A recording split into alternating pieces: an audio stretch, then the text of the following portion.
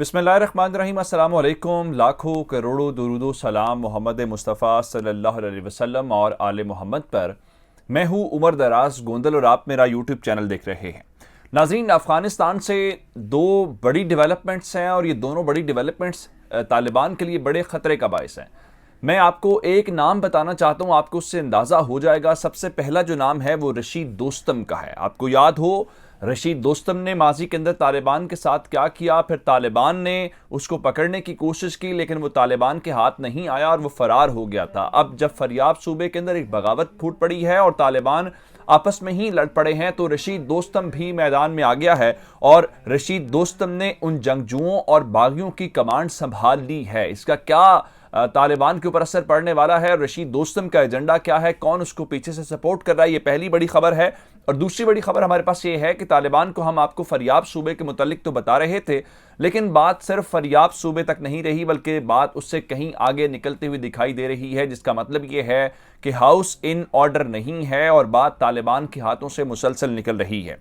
ये तमाम डिटेल्स आपको दूंगा, लेकिन अगर आपने अभी तक चैनल सब्सक्राइब नहीं किया और आप चाहते हैं आपको मुस्तनद और बरवक्त खबरें मिलती रहें तो हमारा चैनल सब्सक्राइब कर लीजिए, बेल आइकन के ऊपर क्लिक कर लीजिए ताकि हमारी आइंदा आने वाली वीडियोस बर वक्त आप तक पहुंच सके। जब अशरफ गनी और हामिद करजई की हुकूमत थी तो उनके मद्दे मुकाबिल सिर्फ एक ताकत का नाम दिया जाता था, उसका नाम तालिबान था और इसमें कोई तफरीक नहीं होती थी कि आया तालिबान ये कौन से वाले हैं, सिर्फ और सिर्फ तालिबान होते थे।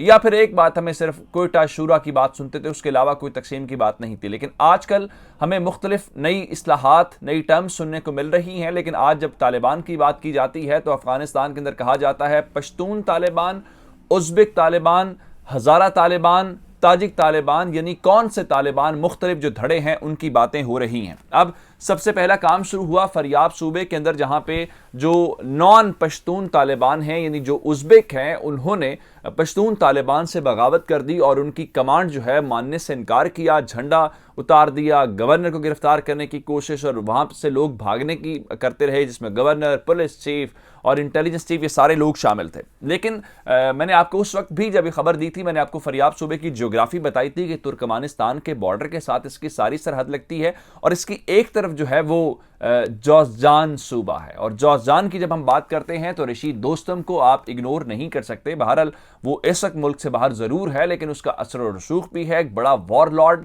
जिसका इस इलाके के अंदर बड़ी जड़ें मजबूत हैं। तो कहीं ना कहीं उसने एंट्री मारनी थी लेकिन अब उसने एंट्री मारी है ये फरियाब सूबे के मामले के ऊपर और शायद वो तालिबान से एक बार फिर बदला लेने के लिए या हिसाब चुकाने के लिए इस वक्त जो रशीद दोस्तम है वो हमें मैदान में दिखाई देता है। और उसकी वजह यह है कि जो जौज़जान उसका मुल्हिका सूबा है और रशीद दोस्तम दोबारा से मैदान में आ गया। सबसे पहले उसके मुतालिक ये कहा गया था कि शायद वो तुर्की के अंदर मौजूद है लेकिन बाद में पता चला नहीं, तुर्की के अंदर मौजूद नहीं है बल्कि वो तो ताजिकिस्तान के अंदर है। फिर कहा गया नहीं, ताजिकिस्तान के अंदर नहीं है, तुर्की के अंदर। तो मुख्तलिफ बातें हैं लेकिन एक बात तयशुदा है कि वो मुल्क से बाहर है, मुल्क के अंदर नहीं है और मुल्क के बाहर होने के बावजूद अब उसने एक्टिव होने का फैसला कर लिया है। अब से थोड़ी देर पहले जो रशीद दोस्तम का तर्जुमान है उसने इस बात की तस्दीक कर दी है कि रशीद दोस्तम का फरियाब के जंगजुओं या जो प्रोटेस्टर्स हैं, जो एहतजाज करने वाले हैं या जिसको तालिबान बागी कह रहे हैं, उन बागियों के साथ उनका राबिता हो गया है। ये तस्दीक हुई है और उसके मुताबिक ये जो इनके नुमाइंदे हैं उनके साथ उसका टेलीफोनिक राब्ता हुआ है और उस राब्ते के हवाले से इस पूरी तहरीक के ऊपर बातचीत की गई है। और कहा गया है कि रशीद दोस्तम की जो अभी तक एक ऑडियो भी सामने आई है जिसमें वो इनसे बातचीत कर रहा है या इंटरेक्ट कर रहा है। उस ऑडियो के अंदर क्या कुछ है, उस ऑडियो के अंदर दो इंपॉर्टेंट बातें रशीद दोस्तम इन जंगजुओं से करता हुआ नजर आता है। पहली बात कि आप अपनी यूनिटी और अपना इत्तेहाद बरकरार रखें, यानी वो धड़ा जो उज़्बेक है, जो पश्तूनों के खिलाफ खड़ा है। चूंकि रशीद दोस्तम खुद जो है वो ताजिक है तो इसलिए वो इस चीज़ को समझता है कि ये एक अच्छा ग्राउंड है जिसके ऊपर वो खेल सकते हैं। तो उसने पहला ये कहा है कि आपने अपने इत्तेहाद के ऊपर कुछ कंप्रोमाइज़ नहीं करना, इत्तेहाद कायम रखें।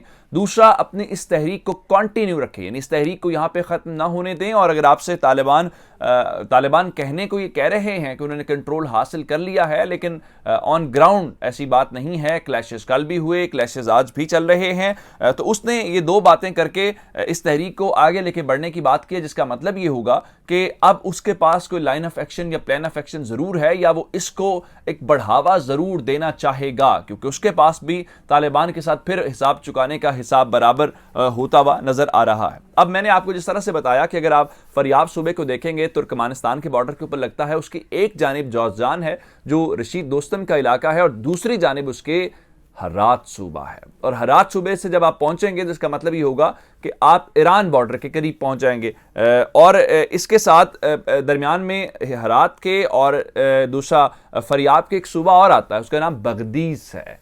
ये जो बगदीस सूबा है, आज लड़ाई वहां पे हुई है, यानी जो मामला फरियाब से शुरू हुआ वो मुल्हिका सूबे बगदीस के अंदर पहुंचा है। यानी बगदीस, फरियाब और उससे आगे फिर जौजान आता है, और बगदीस से दूसरी तरफ जो है वो आपको हरात नजर आएगा जो ईरान के बॉर्डर के ऊपर लगता है। अब इस सारी सूरत हाल को आप देखेंगे तो जनाब यहां पे भी जो नॉन पश्तून तालिबान हैं उन्होंने भी आज धावा बोल दिया है, और यहाँ पे एक बार फिर तालिबान को रेजिस्टेंस का सामना है। कहा गया कि जो फरियाब का दारुल हुकूमत है वो 5 महीनों के अंदर पहला शहर है जो इनके तालिबान के हाथों से निकला है, लेकिन अब ये खबर आई है कि आज 2 अजला जो है वो कैप्चर कर लिए हैं जो नॉन पश्तून तालिबान है। और नॉन पश्तून तालिबान ये कह रहे हैं कि चूंकि पूरी की पूरी जो कमांड है, पूरे का पूरा जो कंट्रोल है, जो पूरी की पूरी गवर्नमेंट है वो पश्तून तालिबान के हाथ में है, इसलिए हम इस पश्तून तालिबान या पश्तून धड़े की अब जो इंस्ट्रक्शंस हैं, जो अहकामात हैं, उनको फॉलो नहीं करेंगे।